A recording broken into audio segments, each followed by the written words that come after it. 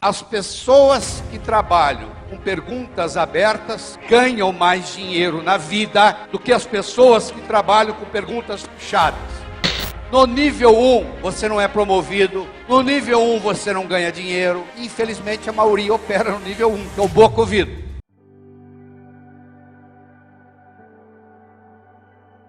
Imagine que eu desse de presente para você agora uma pérola. Você não ia ficar assistindo a aula, assistindo a apresentação, segurando essa pérola na mão. Você ia colocá-la no bolso. Daqui uma semana eu me encontro com você pela segunda vez e lhe dou uma segunda pérola. E de novo você coloca ela no bolso. Daqui 15 dias eu me encontro com você pela terceira e última vez e lhe dou uma terceira pérola. E você coloca ela no bolso. Daqui 6 meses eu me encontro com você e pergunto assim: onde é que estão aquelas pérolas que eu lhe dei? Você vai responder mais ou menos assim: a primeira, eu coloquei no criado mudo, a arrumadeira não viu, jogou no lixo. A segunda, eu esqueci no bolso da calça, a calça foi para a lavanderia, voltou sem pérola. E a terceira, você não vai acreditar, eu escondi de mim mesmo. Eu guardei tão bem guardado que eu não sei onde eu coloquei. Imagine agora a seguinte situação: em vez de eu lhe dar as pérolas, primeiro eu lhe dou um fio de nylon e oriento você para colocar as pérolas no fio de nylon, fazendo dele um colar. Aí você vai colocar o colar no pescoço. Aí daqui 6 meses eu me encontro com você e pergunto: onde é que estão as pérolas que eu lhe dei? Você vai responder: estão aqui, ó. Eu fiz delas um colar. Cemitério, meus amigos, está cheio de gente que teve boas ideias. Ter uma boa ideia pode estragar a sua vida. Eu já vi muitas pessoas, eu já vi muitas famílias, eu já vi muitas empresas serem destruídas por causa de uma boa ideia. O que conta não é ter boa ideia. O que conta é ter um bom modelo para segurar a ideia. Porque senão fica uma coisa tão esparsa, uma coisa tão espalhada, que não serve para nada. Então eu quero lhe dar um modelo de comunicação, um modelo de vendas, que você vai poder usá-lo para o resto da sua vida. Então o modelo ele tem 3 níveis. O primeiro nível eu chamo de boca ouvido, o segundo nível eu chamo de cérebro cérebro, e o terceiro nível eu chamo de coração coração. Você vai aprofundando no processo de vendas. Então deixa eu começar com o primeiro nível, boca ouvido. Para fazer isso, eu tenho que fazer uma distinção primeiro entre o verbo ouvir e o verbo escutar, que não são sinônimos. Sabia disso? Você ouve com o ouvido, você escuta com o cérebro. A pessoa pode ouvir e não escutar. Você já foi em algum restaurante e veio o garçom e você diz assim: garçom, por favor, uma água mineral com gás. E o garçom traz uma água mineral sem gás. A natureza fez uma sacanagem com a gente. Ela colocou o ouvido direito e o ouvido esquerdo na mesma altura. Entra num ouvido e sai no outro. Quando aquele cara chega na cozinha, ele já esqueceu a letra, ele só lembra da música. Entendeu? A letra já se foi, só ficou com a música. Então por isso que ele traz uma água mineral sem gás. Se eu fosse dono do restaurante, isso não ia acontecer no meu restaurante, porque eu ia ensinar para meus garçons o que eu vou mostrar agora. Eu ia chamar meus garçons e dizer assim: a partir de hoje, todas as vezes que você receber uma ordem de um cliente, antes de você se afastar da mesa e ir até a cozinha buscar água, você é obrigado a repetir em voz alta o que você vai buscar. Porque para ele repetir o que eu falei, ele tem que aprofundar no nível de comunicação comigo. No nível 1, você não vende, você está perdendo tempo e dinheiro. No nível 1, você não conquista ninguém, você sai da festa sozinho. No nível 1, você não é promovido. No nível 1, você não ganha dinheiro. E, infelizmente, a maioria opera no nível 1, que é o boca ouvido. Então você deve estar interessado em saber como é que a gente se desloca do nível 1, boca ouvido, para o nível 2, cérebro cérebro. As pessoas que trabalham com perguntas abertas ganham mais dinheiro na vida do que as pessoas que trabalham com perguntas fechadas. Uma pergunta fechada, meus amigos, é aquela que pode ser respondida com sim ou não. Portanto, uma pergunta aberta é aquela que não pode ser respondida com sim ou não. Imagine a seguinte situação: eu sou dono de uma loja, eu vendo móveis, eu vendo mobília, e eu tenho um pequeno showroom. E um cliente entra na minha loja, e eu tenho uma cadeira exposta nesse showroom, e en passant, o cliente faz o seguinte comentário: oh, que cadeira bonita que você tem aqui. E eu faço para ele a seguinte pergunta: se você adquirisse essa cadeira na sua sala de estar ou na sua sala de jantar? Olha que interessante. Primeiro eu acabei de fazer uma pergunta aberta. Você não consegue responder essa pergunta com sim ou não. E olha o que acontece. Para você me responder essa pergunta, você tem que imaginar que você adquiriu a cadeira, que ela foi entregue na sua casa e que você agora está decidindo onde coloca. Com uma pergunta, eu tirei a cadeira daqui, você vê que ela não está aqui mais, ó, sumiu, foi para dentro da sua casa. Com uma pergunta, eu coloquei a cadeira dentro da sua casa. Você quer coisa mais poderosa do que essa? Eu fiz você comprar a cadeira uma vez, na sua mente. Quando o cara for assinar o cheque ou dar o número do cartão, ele primeiro tem que comprar aqui. Então eu já fiz ele comprar uma vez. Ele teve que se imaginar comprando a cadeira, levando a cadeira para casa e decidindo onde é que ele vai colocar. Segundo, vendedores que usam com mais frequência o nome dos seus potenciais compradores vendem mais. A Elaine está sentada aqui na primeira fila. Eu perguntei o nome da Elaine. Ela falou Elaine. Cada vez que eu falo Elaine, toda a energia da Elaine vibra positivamente a meu favor. Nada é mais doce para a Elaine escutar do que o seu próprio nome. Eu já sei o que você vai falar para mim. Sabe o que você vai me dizer? Eu estou lá aí. O problema é que eu tenho dificuldade em guardar nomes. Eu digo, não é verdade. Você não tem dificuldade de guardar nomes. Você nunca estudou a técnica para guardar nomes que eu vou lhe ensinar agora. 3 etapas, ó. Eu só posso guardar o nome da Elaine se eu primeiro escutar o nome dela.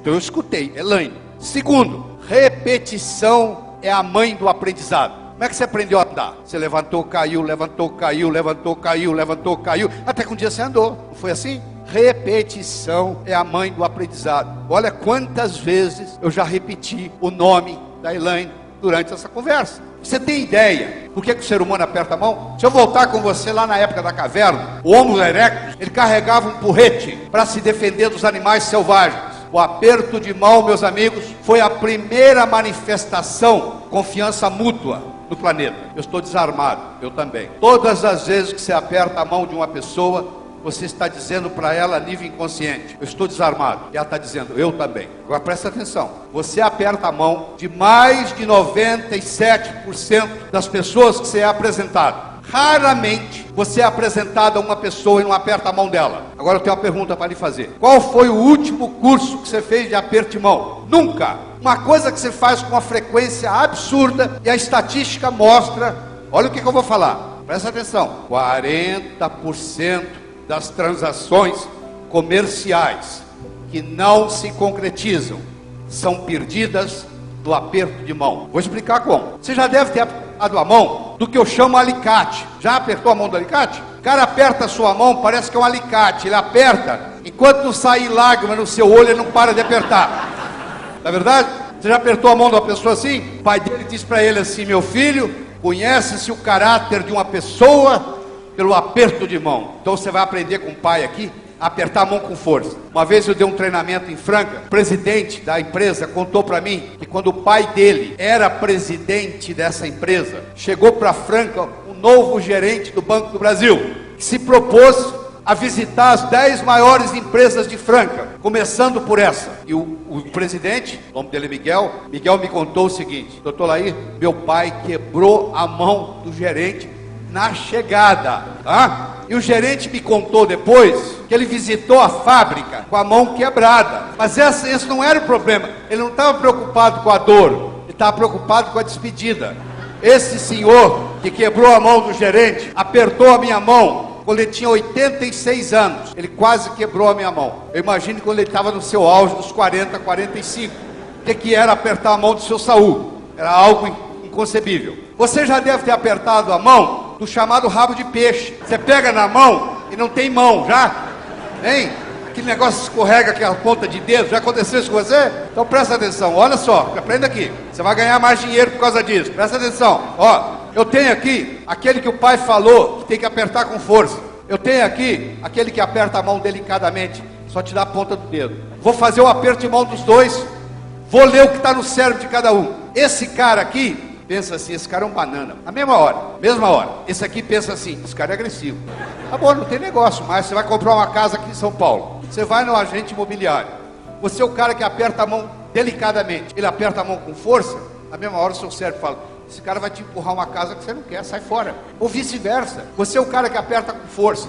Ele aperta devagar. A hora que você apertou a mão dele, ele aperta delicadamente. Seu cérebro vai falar, esse cara é um banana, vai arrumar a casa que você quer. 40% das transações comerciais que não se concretizam são perdidas no aperto de mão. Então você deve estar perguntando o seguinte, como é que eu faço para não errar nessa? Primeiro, deixa eu falar bem claro. Então você como vendedor, é muito simples, mas você tem que lembrar disso. Nunca estenda a mão para o comprador. É o comprador que vai decidir se ele vai apertar a sua mão ou não. A autoridade está com ele. Se um dia você se encontrar com o presidente da República, Não é você que estica a mão para cumprimentar o presidente. É o presidente que decide se ele vai cumprimentar você ou não. Quando você deixa o cliente fazer isso, você está dando autoridade para ele. Você diz, ó, quem manda aqui é você. Se você quiser que aperta a mão, te aperta. Se você não quiser, a gente não aperta. Agora, no momento que o cliente estendeu a mão, aí você vai estender a mão. Aí você vai apertar a mão dele como? Muito simples. Se estiver tocando samba, você dança samba. Se estiver tocando bolero, você dança bolero. Você põe a mão e espera. Se ele puser pressão, você põe pressão. Se ele não puser pressão, você não põe pressão. Aí o cérebro dele vai dizer assim, ele é dos meus, ele é do meu time. Nós, meus amigos, nós gostamos de pessoas iguais a gente. Existe uma frase famosa que diz assim, faça aos outros o que você gostaria que fosse feito a você. Isso é a maior mentira do mundo. Se eu convidar você para jantar na minha casa, eu não vou lhe oferecer o meu prato favorito. Eu vou perguntar o que você gosta. Pode ser que você nem coma o que eu como. Faça aos outros o que os outros gostariam que fosse feito a eles. Esse é o bom vendedor. Se o cara apertar a mão de leve, eu vou apertar a mão dele de leve. Se ele puser força, põe força. Eu vou atuar de acordo com ele, e não de acordo comigo. Porque o que é remédio para mim pode ser veneno para ele. Você já foi no domingo de manhã e eles estão pregando assim, meus irmãos e minhas irmãs, devemos amar uns aos outros incondicionalmente. Isso é lindo no discurso do sermão domingo de manhã. Você está dirigindo seu carro aqui em São Paulo, vê um cara por trás e pá! Aí você sai do carro e fala, ô irmão, deixa eu te dar um abraço. Você já viu isso alguma vez? Não. Vai começar o quê? Um bate-boca. Escuta o que eu vou falar. Você só chega ao coração das pessoas passando pelo cérebro. Não existe outro caminho. É fácil gostar de quem você gosta. Eu quero ver você gostar de quem você não gosta. Eu não sei quantos de vocês já ouviram falar de um cara chamado Joe Girard. J-O-E Girard, G-I-R-A-R-D. Você trabalha com vendas, você deve procurar investigar ele na internet. Joe Girard mora em Detroit, Michigan. Ele foi 9 anos o melhor vendedor do ano nos Estados Unidos. Um cara que é 9 vezes o melhor vendedor do ano nos Estados Unidos, ele deve ter alguma coisa para ensinar para você e para mim, pô. Ele chegou a vender 1.636 carros, tete a tete, num ano. Carros novos, dá mais de 7 carros por dia em média, tirar os feriados. O cara que vende 7 carros por dia em média, novos, no tete a tete, não é vendendo frota?